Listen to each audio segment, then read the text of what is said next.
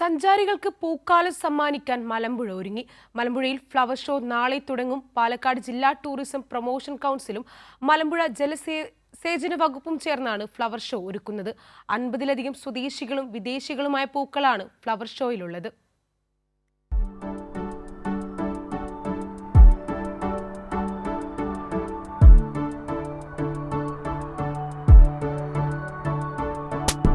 മഞ്ഞ, വെള്ള, ഓറഞ്ച് നിറങ്ങളിലുള്ള ചെണ്ടുമല്ലികൾ, പൂക്കളിലെ നിറങ്ങളുടെ വൈവിധ്യം തീർത്ത് പൈറ്റ്യൂണിയ, ചുവപ്പും വയലറ്റും സ്വർണ്ണ നിറത്തിലുമുള്ള സാൽവിയ, നക്ഷത്രം പോലെ തിളങ്ങുന്ന ആസ്റ്റർ, ഇല കാണാനാകാത്ത വിധം പൂക്കൾ വിരിഞ്ഞു നിൽക്കുന്ന വിങ്ക, സൂര്യകാന്തി പൂക്കൾ, കടലാസ് പൂക്കൾ, വിവിധ ഇനം റോസ് തുടങ്ങി 50 ഇനങ്ങളിലേറെ സ്വദേശിയും വിദേശിയുമായ പൂക്കളാണ് മലമ്പുഴയിൽ സന്ദർശകരെ കാത്തിരിക്കുന്നത്.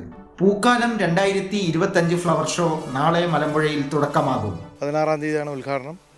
16 മുതൽ 22-ാം തീയതി വരെയാണ് ഇത് കൊണ്ടുപോകുന്നത്. വിവിധ ഇനത്തിൽപ്പെട്ട ചെണ്ടുമല്ലികൾ, നിത്യകല്യാണികൾ, സിലോഷ്യ, കോളിയാസ്, വിങ്ക്, മറ്റേ സാൽവിയ,